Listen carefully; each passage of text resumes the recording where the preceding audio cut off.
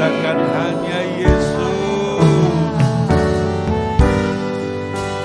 Hanya Yesus jawaban hidupku. Tepuk tangan bagi Tuhan Yesus. Tepuk tangan bagi Tuhan Yesus.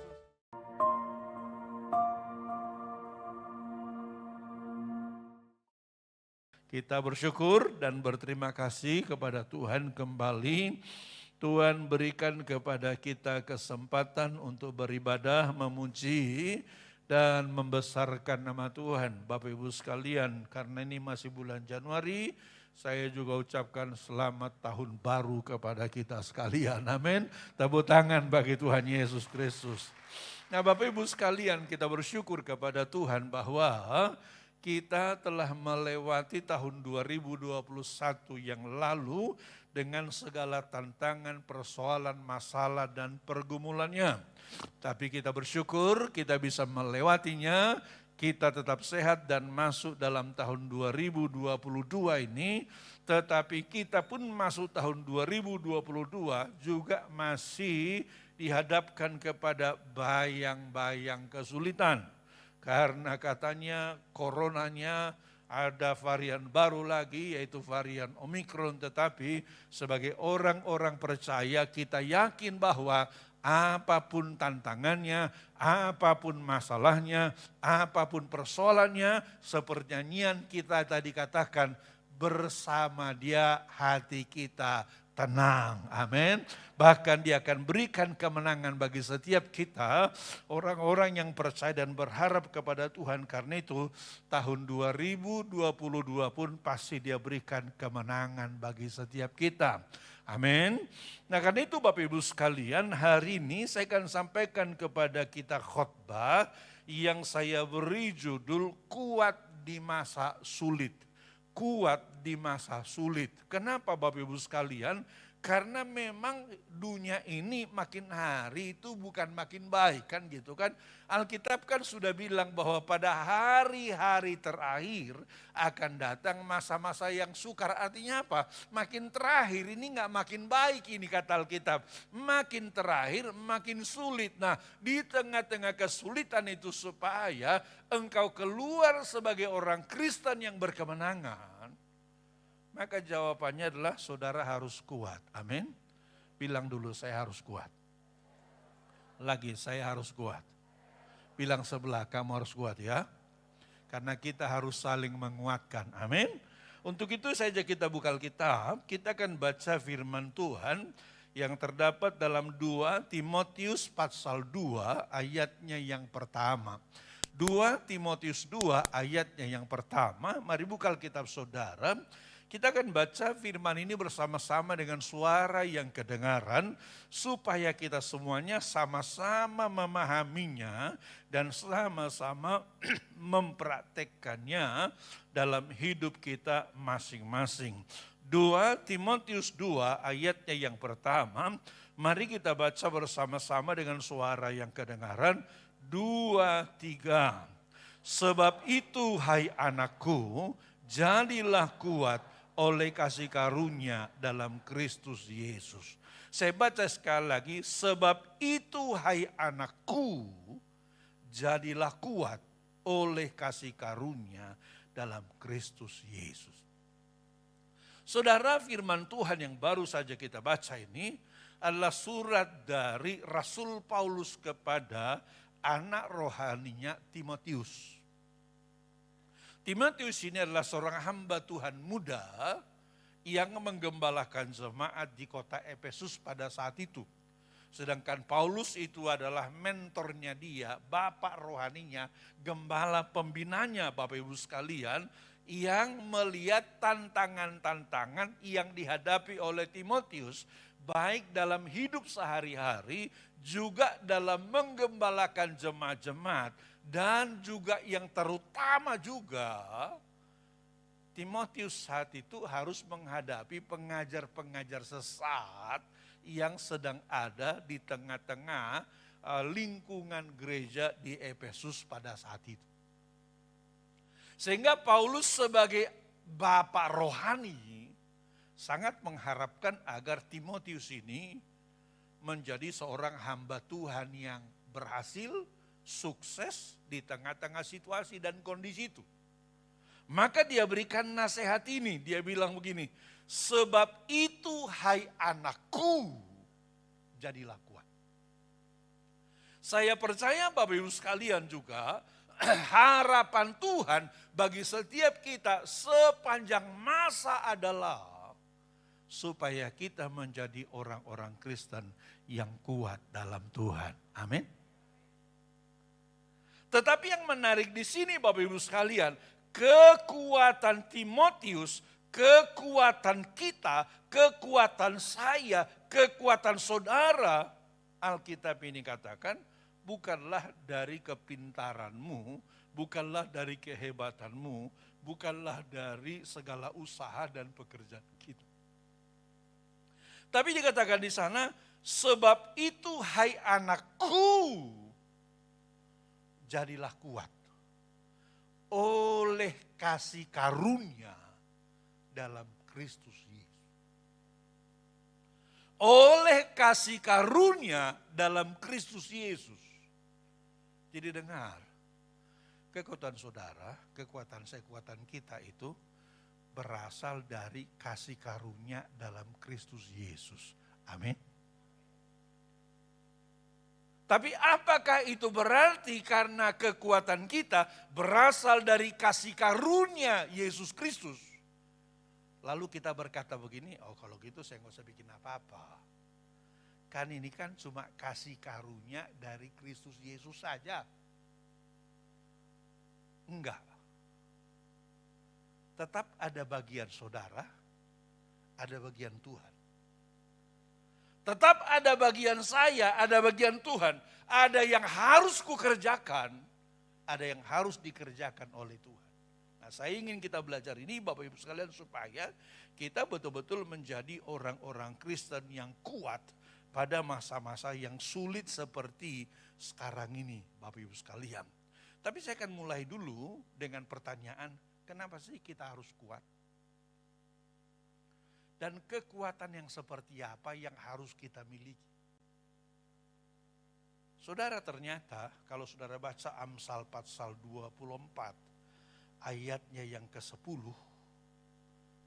maka di sana dikatakan begini, Amsal pasal 24 ayatnya yang ke-10, jika engkau tawar hati pada masa kesesakan, kecillah kekuatan. Jika engkau tawar hati pada masa kesesakan, kecillah kekuatan. Jadi dari sini kita belajar bahwa yang dimaksud dengan kuat tadi adalah kita nggak boleh tawar hati. Kita nggak boleh jadi khawatir. Kita nggak boleh jadi lemah. Jadi sesulit apapun masalahnya, seberat apapun tantangannya, sesulit apapun pergumulannya, saudara, saya dan kita tidak boleh jadi tawar hati. Tidak boleh berkecil hati. Tidak boleh jadi khawatir. Kenapa dikatakan di sana? Karena kalau kita tawar hati pada masa kesesakan, menjadi kecillah kekuatan kita. Kalau tadinya misalnya kekuatannya segini, kalau tawar hati kekuatannya makin menurun potensinya. Makin menurun potensinya, makin menurun potensinya. Nah, semakin menurun potensi kekuatan kita, maka kemungkinan untuk kita memenangkan pertarungan, pertandingan, itu menjadi semakin kecil. Makanya Paulus bilang, sebab itu hai anakku, jadilah kuat oleh kasih karunia dalam Kristus Yesus. Cuma pertanyaannya sekarang adalah, bagaimana caranya? Apa yang harus kita lakukan? Jelas tadi bagian Tuhanlah, Dia berikan kepada kita kasih karunia, penyertaan, pertolongan, jaminan. Tapi dari kita sendiri bagaimana? Apa yang harus kita lakukan sebagai orang-orang percaya supaya kita betul-betul menjadi orang-orang Kristen yang kuat dan berkemenangan di tengah-tengah situasi dan kondisi yang sulit. Karena banyak orang Bapak Ibu sekalian ketika dihadapkan kepada tantangan, dihadapkan kepada masalah dan pergumulan tadi, menjadi tawar hati dia. Pak Pendeta, saya udah berdoa Pak, nyatanya nggak ada tuh pertolongan. Pak Pendeta, saya udah berpuasa Pak, nyatanya tetap begitu-begitu aja tantangan yang kuhadapi. Pak Pendeta, ini masalahnya berat sekali Pak. Saudara, untuk itu saya ingin kita belajar dari tokoh-tokoh Alkitab. Bagaimana sebetulnya mereka menghadapi tantangan-tantangan pada masa-masa yang sulit itu. Untuk itu saya akan ajak kita mempelajari sebuah kisah yang dialami oleh Daud dan orang-orang Israel. Sebagaimana terdapat dalam 1 Samuel pasalnya yang ke-30, mulai ayatnya yang pertama. Di mana di sana dikisahkan Bapak Ibu sekalian tentang masa-masa yang sulit yang dihadapi oleh Daud dan dihadapi oleh orang Israel. Bayangkan saat itu negeri mereka dijajah, harta mereka dijarah, anak-anak dan istri mereka ditawan. Itu adalah tekanan umum yang dihadapi oleh orang Israel pada saat itu. Daud sebagai raja, sebagai pemimpin, menghadapi tantangan yang lebih besar lagi. Istrinya juga ditawan, tapi rakyat bilang sama Daud, begini, Daud, kau bertanggung jawab. Kau bertanggung jawab atas keselamatan keluarga kami, harta kami. Mereka bilang kepada Daud, Daud, kalau kau tidak selamatkan anak, istri dan harta kami, maka kami akan lempari engkau dengan batu sampai mati. Saudara, di tengah-tengah situasi yang amat sangat berat itu, apa yang dilakukan oleh Daud? Ini yang ingin kita pelajari bersama-sama. Untuk itu buka Alkitab saudara, saya akan bacakan bagi kita 1 Samuel pasal 30 mulai ayatnya yang pertama. Supaya kita baca, supaya kita fahami teks ini, dikatakan di sana demikian. Ketika Daud serta orang-orangnya sampai ke Ziklag pada hari yang ketiga, orang Amalek telah menyerbu tanah Negeb dan Ziklag.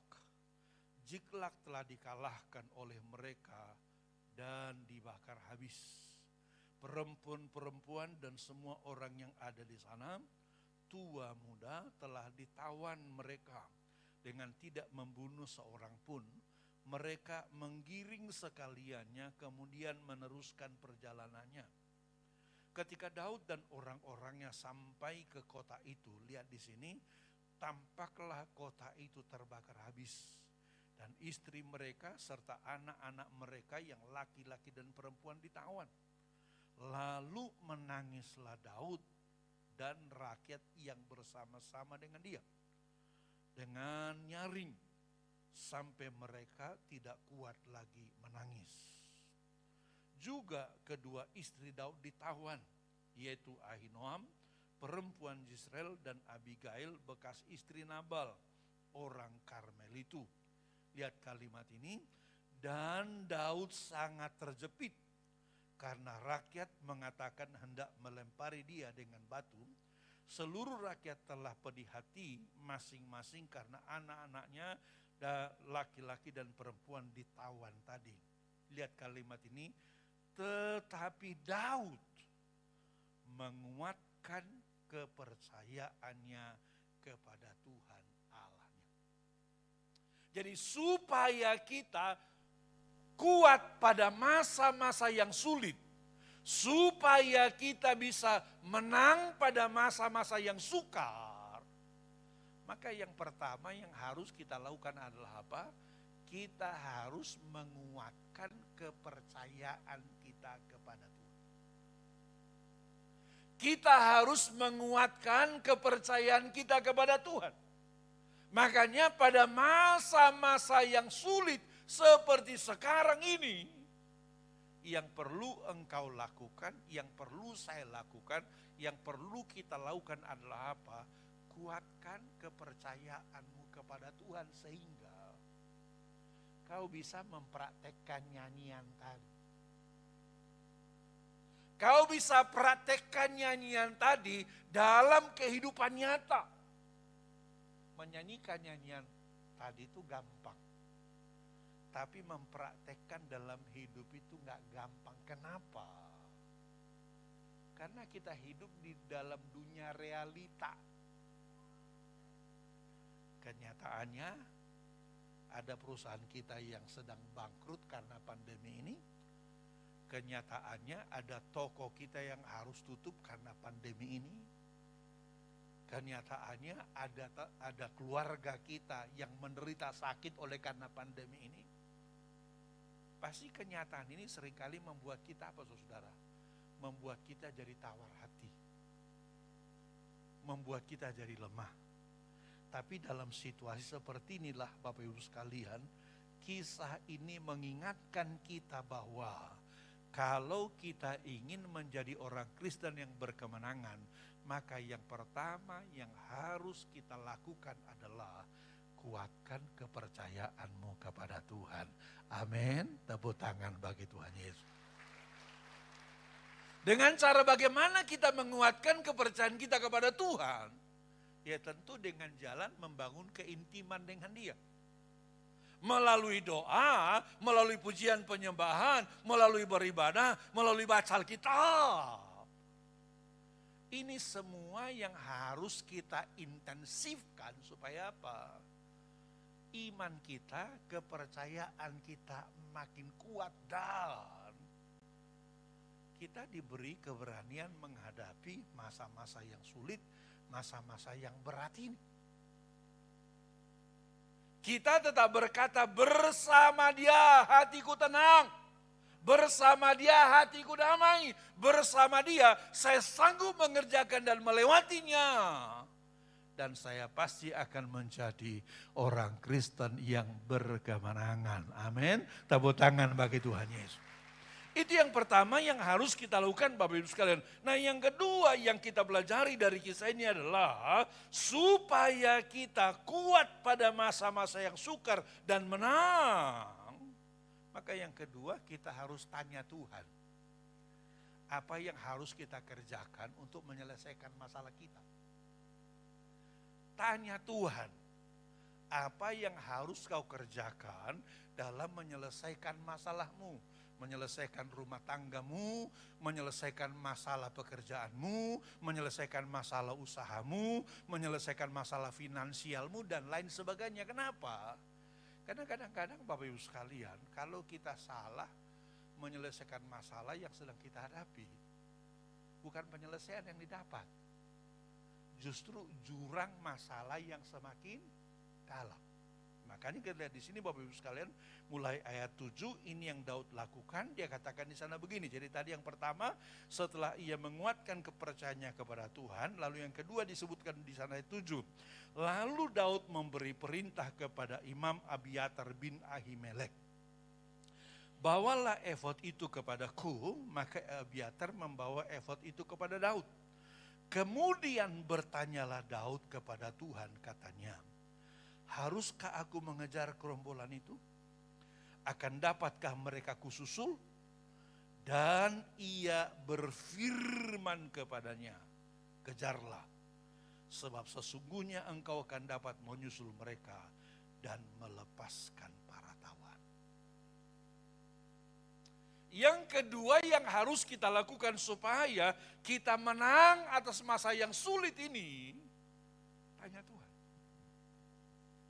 Saudara mungkin bingung sekarang mau bikin apa, mau mengerjakan apa. Khususnya memasuki tahun 2022 ini, tanya Tuhan. Tuhan apa yang harus kulakukan? Tuhan apa yang harus kukerjakan? Tuhan harus ku kemanakan masalah ini. Nanti Tuhan akan jawab engkau. Bisa melalui khotbah di gereja seperti ini. Tiba-tiba firman memberikan inspirasi kepada saudara. Bisa ketika engkau duduk di bawah kaki Tuhan, tiba-tiba Tuhan berikan hikmat kepada saudara yang saudara tidak pernah bayangkan sebelumnya. Atau nanti Tuhan akan katakan sesuatu kepadamu yang sebetulnya sangat biasa. Enggak ada hal yang hebat. Tapi ingat baik-baik. Apa yang diperintahkan Tuhan untuk kita lakukan, dengan apa yang kita lakukan secara biasa, kadang-kadang itu dampaknya berbeda besar. Saudara ingat satu kali murid-murid Yesus itu pergi menangkap ikan. Ini kejadiannya setelah Yesus mati, dikuburkan, dan bangkit dari antara orang mati. Waktu itu murid-murid belum yakin betul akan kebangkitan Yesus. Maka mereka berpikir ya nggak lagi gunanya kita ikut Yesus, toh Yesusnya udah meninggal. Maka Petrus bilang, aku akan pergi menangkap ikan. Yang lain pun ramai-ramai berkata, kami juga akan pergi menangkap ikan bersama-sama dengan engkau. Lalu berangkatlah mereka, Bapak Ibu sekalian. Kita tahu bersama bahwa murid-murid Yesus ini kan mantan-mantan nelayan kan. Memang pekerjaan mereka adalah menangkap ikan. Mereka coba kerjakan profesi mereka itu, mereka tebarkan jala, tarik, nggak dapat. Sepanjang malam mereka ulang-ulang lakukan itu. Menjelang pagi mereka pulang ke pantai dengan perasaan frustrasi. Kenapa malam itu kami kok nggak nangkap apa-apa? Tiba-tiba waktu mereka sampai di pantai, tak tahu Yesus sudah ada di pantai. Tapi mereka tidak sadar kalau itu adalah Yesus. Lalu Yesus yang mereka tidak sadar itu, Yesus bilang begini, hai anak-anak, adakah kamu punya lauk pauk? Mereka jujur, enggak ada. Kami gagal malam ini. Kami enggak nangkap apa-apa malam ini. Yesus perintahkan perintah yang biasa. Kalau gitu doronglah perahumu ke tempat yang dalam, tebarkan jalamu di sebelah kanan perahu. Hal yang sangat biasa mereka lakukan. Murid-murid meresponnya begini, guru, telah semalam-malaman kami menebarkan jala di situ. Tapi karena engkau yang mengatakannya, kami akan lakukan juga. Maka mereka dorong perahunya ke tempat yang dalam, tebarkan jalannya sebelah kanan perahu. Waktu mereka tangkap, jala mereka udah gak bisa lagi ditarik. Kenapa? Penuh ikan-ikan. Sampai harus minta tolong perahu sebelah untuk ngangkat ikan itu bersama-sama. Saudara, ini kita lihat sebuah kenyataan bahwa kadang-kadang yang Tuhan suruh kita lakukan itu hal-hal yang biasa. Tapi kalau Tuhan yang suruh dengan kita lakukan sendiri, itu seringkali beda dampaknya. Makanya kita perlu tanya Tuhan.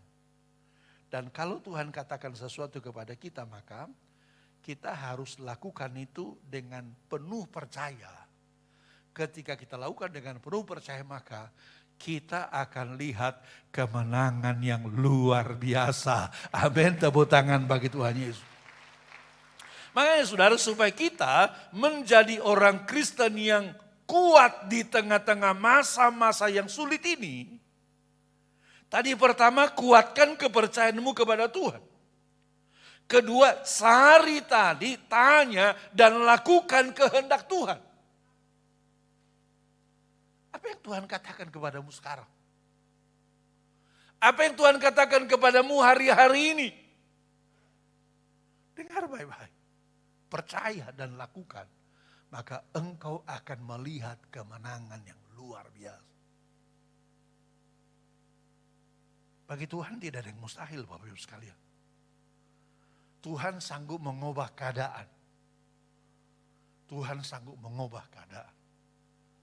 Kita lihat kisah-kisah hidup dari orang-orang yang dipakai Tuhan luar biasa. Kita lihat kisah-kisah hidup orang-orang yang mengalami keberhasilan yang luar biasa.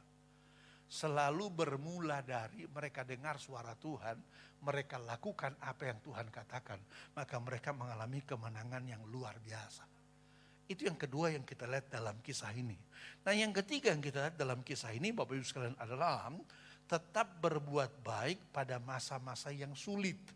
Tetap berbuat baik pada masa-masa yang sulit. Saudara, dari kisah ini kita lihat, jadi setelah Daud itu mendapat mendapat berita dari Tuhan, kejarlah, kau pasti akan mengejar mereka. Maka ayat 9 dikatakan di sana, lalu pergilah Daud beserta ke 600 orang yang bersama-sama dengan dia, dan sampailah mereka ke Sungai Besor.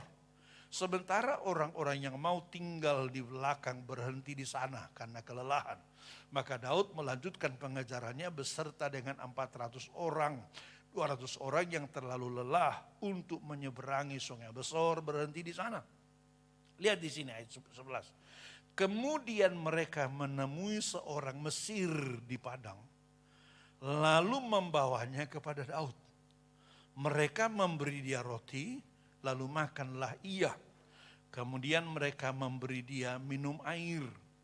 Dan memberikan kepadanya sepotong roti ara. Dan 2 buah kue kismis. Dan setelah memakannya ia segar kembali. Sebab ia tidak makan dan tidak minum selama 3 hari dan 3 malam. Kemudian bertanyalah Daud kepadanya, budak siapakah engkau? Dan dari manakah engkau? Jawabnya, aku ini seorang pemuda Mesir, budak kepunyaan seorang Amalek. Tuanku meninggalkan aku karena 3 hari yang lalu aku jatuh sakit. Kami telah menyerbu tanah Negeb, orang Kerit dan daerah Yehuda dan tanah Negeb Kaleb. Jiklak telah kami bakar habis. Lihat saudara. Ini yang ketiga kita lihat. Ternyata sesulit apapun situasi kita, Tuhan tetap ingin kita apa? Berbuat baik. Kenapa? Karena perbuatan baik kita kepada sesama itu seringkali justru menjadi sumber jalan keluar bagi kita. Saudara bisa bayangkan gak waktu itu Daud dan rombongannya ingin mengejar tari orang Amalek itu. Jangan kita bayangkan misalnya saudara seperti Cirebon ini ada jalan rayanya, ada nama jalannya, ada petunjuk arahnya. Ini adalah mengejar di padang gurun. Padang gurun itu betul-betul pasir dan tidak tahu kemana. 1-2 hari begitu angin datang akan menutup bekas-bekas perjalanan orang saudara. Dalam kondisi seperti itu pasti nggak tahu mengejarnya kemana. Walaupun Tuhan sudah bilang kejarlah, kau akan bisa menyusulnya. Tetapi masalahnya sekarang apa? Nggak tahu. Tapi karena ia berbuat baik menolong si budak orang Mesir ini, justru itu menjadi sumber jalan keluar bagi mereka. Hal yang sama perlu kita lakukan dalam hidup kita. Jangan gara-gara masalah yang sulit lalu kita kemudian menjadi egois, tidak menolong orang lain, tidak pedulian. Karena seringkali justru Tuhan menolong kita melalui apa? Melalui perkara-perkara kecil. Melalui orang-orang kecil. Melalui hal-hal yang kecil. Makanya tetap berbuat baik. Karena justru di balik kebaikan itulah nanti Tuhan akan bertindak mengerjakan kepada kita hal-hal yang besar. Itu yang ketiga yang kita pelajari Bapak Ibu sekalian dari apa yang Daud lakukan ini. Lalu yang keempat yang kita pelajari adalah Bapak Ibu sekalian. Ketika Tuhan telah tunjukkan kepada kita jalan yang harus kita lakukan, maka kita harus selesaikan masalah tersebut dengan tidak menunda-nunda waktu. Kita harus menyelesaikan masalah tersebut dengan tidak menunda-nunda waktu. Itu yang Daud lakukan. Ayat 17 dikatakan di sana Bapak Ibu sekalian, dan pada keesokan harinya disebutkan di sana atau mulai ayatnya yang ke-15 disebutkan di sana, tadi dapatkan Dikatakan di sana Daud bertanya kepadanya, dapatkah engkau menunjuk jalan kepadaku, kepada gerombolan itu? Katanya, bersumpahlah kepadaku demi Allah, bahwa engkau tidak akan membunuh aku dan tidak akan menyerahkan aku dalam tangan Tuhanku itu. Maka aku akan menunjuk jalan kepadamu ke gerombolan itu. Ia menunjuk jalan kepada Daud ke sana. Dan tampaklah orang-orang itu berpencar-pencar. Tadi orang-orang yang menjara itu berpencar-pencar di seluruh daerah itu sambil makan minum. Dan mengadakan perayaan karena jarahan yang besar yang telah dirampas oleh mereka dari tanah orang Palestina dan dari tanah Yehuda. Dan pada keesokan harinya Daud menghancurkan mereka dari pagi-pagi buta sampai matahari terbenam. Tidak seorang pun dari mereka yang lolos kecuali 400 orang muda yang melarikan diri dengan menunggang unta. Daud melepaskan semua apa yang dirampas oleh orang Amalek itu. Juga kedua istrinya dapat dilepaskan Daud. Tidak ada yang hilang pada mereka, dari hal yang kecil sampai hal yang besar. Sampai anak-anak laki-laki dan anak-anak perempuan. Dan dari jarahan sampai kepada segala sesuatu yang dirampas mereka, semuanya dibawa Daud kembali. Jadi begitu Tuhan katakan kepadanya apa yang harus dilakukan, Daud menyelesaikannya sampai tuntas. Dia tidak menunda-nunda penyelesaian, dikatakan di sana. Mereka melakukan peperangan dari pagi-pagi subuh sampai malam hari, sampai ada kemenangan. Hal yang sama juga yang harus saudara lakukan, saya lakukan dan kita lakukan. Supaya kita betul-betul mengalami kemenangan yang luar biasa yang Tuhan berikan bagi setiap kita. 4 hal ini yang perlu kita lakukan. Supaya kita kuat dan menang pada masa-masa yang sulit. Pertama tadi, kuatkan kepercayaanmu kepada Tuhan. Jangan sampai ada di antara kita yang tawar hati, yang takut, yang khawatir, yang bimbang. Yakin bahwa Tuhan pasti akan jagai kita, pasti akan tolong kita, pasti akan urapi kita, pasti akan sertai kita, dan pasti akan berikan kemenangan bagi setiap kita. Lalu tanya Tuhan, Tuhan apa yang harus kulakukan? Tepuk tangan bagi Tuhan Yesus. Tanya Tuhan. Nanti kalau Tuhan sudah katakan sesuatu, kerjakan itu. Kerjakan itu. Dengan tetap berbuat baik. Maka kita akan lihat kemenangan yang luar biasa. Yang Tuhan kerjakan bagi setiap kita. Orang-orang yang percaya kepada Tuhan. Amin. Tepuk tangan bagi Tuhan Yesus. Makanya saudara, hadapi tahun 2022 ini. Dengan sebuah keyakinan. Tuhan tidak pernah tinggalkan engkau. Tuhan tidak pernah biarkan engkau. Mungkin kau sedang menghadapi masalah. Mungkin kau sedang menghadapi tantangan, persoalan, pergumulan. Pertama tadi apa? Kuatkan kepercayaanmu kepada Tuhan. Tanya Tuhan apa yang harus kau lakukan. Tetap berbuat baik. Dan lakukan sampai selesai. Maka kemenangan yang luar biasa pasti menjadi bagian kita. Orang-orang yang percaya kepada Tuhan. Amin. Tepuk tangan bagi Tuhan Yesus. Amin. Demikian firman Tuhan. Mari kita beri semua Bapak sekalian. Kita hampiri Tuhan dengan iman. Haleluya. Saya mau katakan kepadamu. Apapun tantanganmu. Apapun persoalanmu. Apapun masalahmu. Dia sanggup menyelesaikan bagimu. Dia sanggup memberikan jalan keluar. Dan kemenangan bagi setiap kita. Izinkan Tuhan bicara kepadamu siang ini. Dia akan katakan sesuatu kepadamu. Apa yang harus kau kerjakan? Apa yang harus kau lakukan? Dengar. Kalau dia sudah katakan sesuatu, lakukan itu. Kau akan lihat kemenangan-kemenangan yang luar biasa. Mari kita katakan dengan iman. Dia sanggup, Yesus sanggup melakukan perkara yang besar.